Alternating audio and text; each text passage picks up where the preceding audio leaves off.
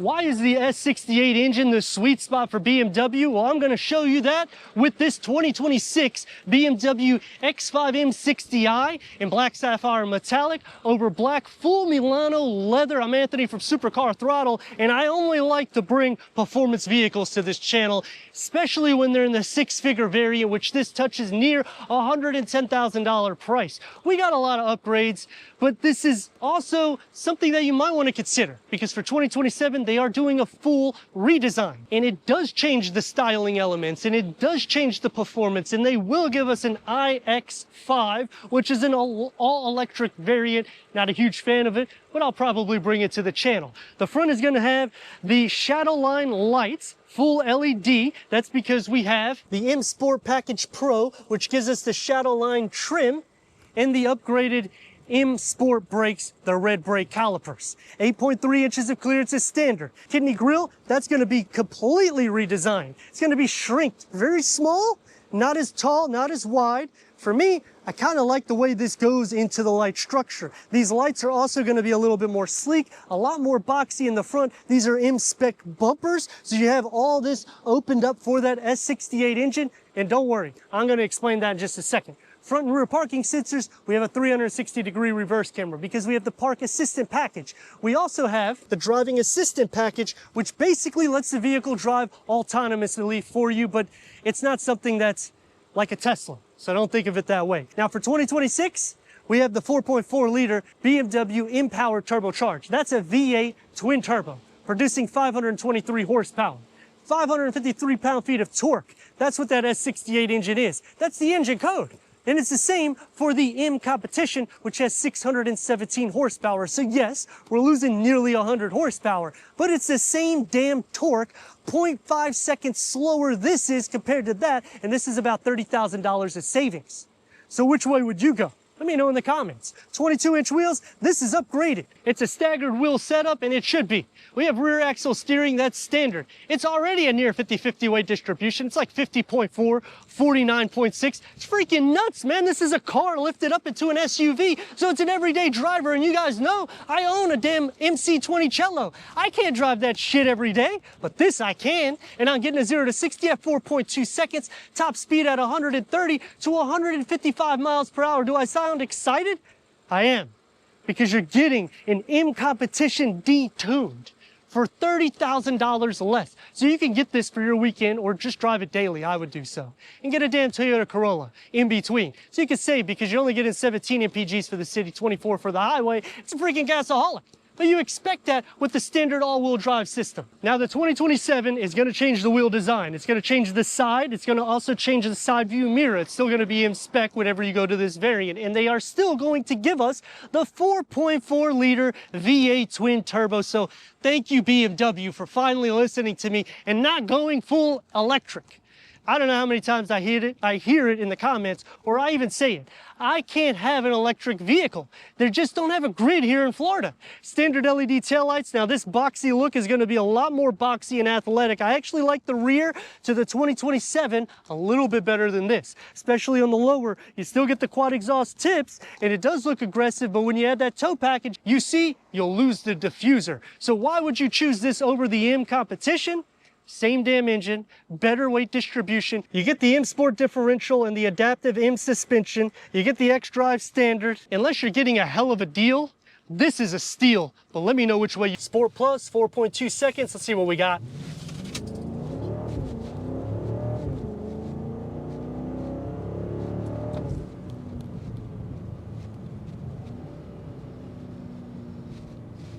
And the brakes.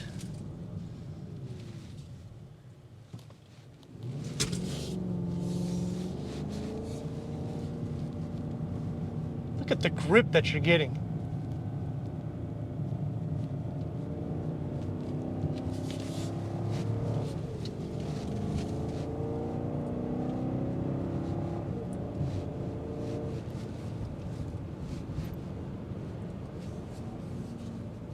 It's a symphony to my ears.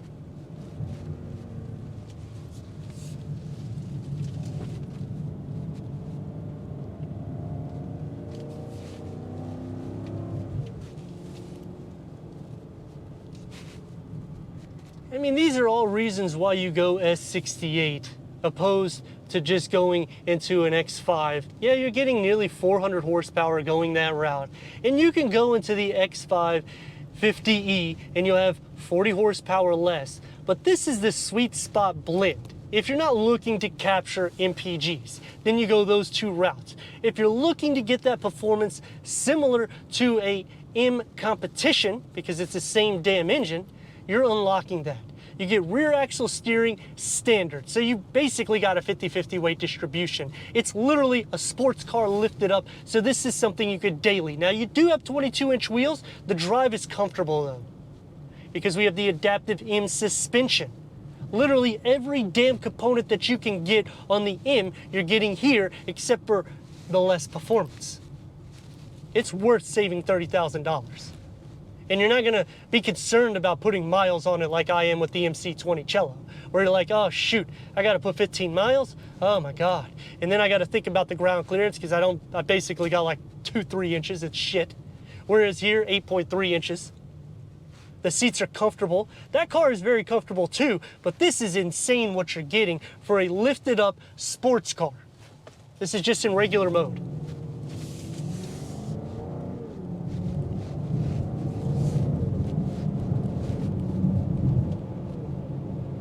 Just kind of glides over all those potholes and imperfections in the road.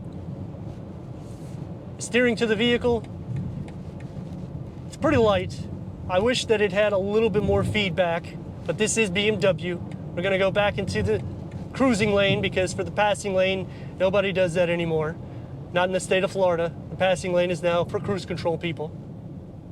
The braking is excellent. I mean, the pros is already covered. The cons, 2027, you're getting a full refresh. You're probably gonna have more horsepower because that's what they do statistically with every new vehicle that they come out with, and more torque. It's gonna be more dynamic and athletic. I like some of the styling, but some of it is very electrified because it's on a whole new platform. So you're not gonna have the same essence that you got here, but then you are getting more performance there. So then the question comes into play, which way do you go? Wait for 27 or keep and get this one? Let me know your thoughts on that. Interior though, very comfortable. I love the full Milano leather because it's soft, and I like the massage seats because it goes from the butt to the back and it literally feels like little rollers that's going. It's not like it's functioning the air to change out anything in the seat settings. We're gonna throw it into sport mode.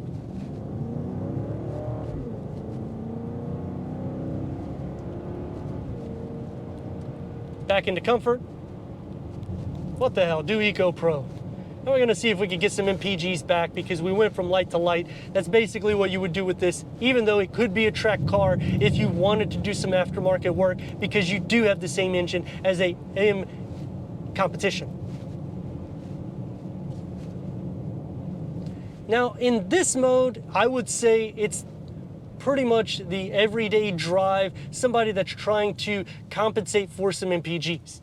But when you're going to a twin turbo V8, I don't really see a lot of people doing that. Some things that I dislike though is the auto start stop. It literally stops at like 5 miles per hour, especially when you're engaged there. You have to deactivate it. Now they do have a button. You have to go into the infotainment screen, unfortunately, to deactivate it. So it is time consuming and absolutely ridiculous because everything is really derived through this infotainment screen, and whoever thought that a tech forward vehicle is what me or most car enthusiasts want is absolutely wrong.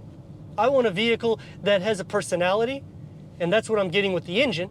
Technology is okay. With Apple CarPlay, it kind of can glitch coming in and out, but I mean, that works pretty much for everybody too, because what happens is you get the over-the-air updates, but you're not getting them as frequently as your phone.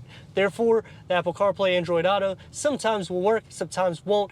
Kind of sucks, especially when you're paying these premiums. As for competition, at this price, you could go into different variants, especially if you wanted a third row. You can get the X5 M60i, which they're also doing a refresh, but you'd have the third row, and it's a near 50-50 weight distribution. That's not really competition against this, but you're getting the same engine, it's just a little bit bigger in the interior. As for Audi and Mercedes, you're gonna spend a little bit more dough going that route, and this is gonna have a little bit more power, especially with the weight distribution and taking bins on the road. This is a little bit more playful going this route, but in the same aspect, they've now added the rear axle steering a few years back, which for me is kind of cheating, because now you're not really worried about dynamics. You're like, you know what? Even if it's a 60-40 with that, it's going to be a perfect 50-50. But for people that have problems reversing this vehicle in a parking lot, it really does help quite a bit. Unfortunately, there's so much damn traffic, I can't show you much maneuverability, and this Tesla behind me has literally been riding my bumper so much. You're gonna see him here in a second. Look at him, on his damn cell phone. We're gonna get behind him, give it a little bit of gas. It's not a sleeper by any means, but it's definitely a steal. Let me know in the comments which way you would go, optioning this or the M competition. And if you're new to the channel, consider subscribing. Check out this next video right here.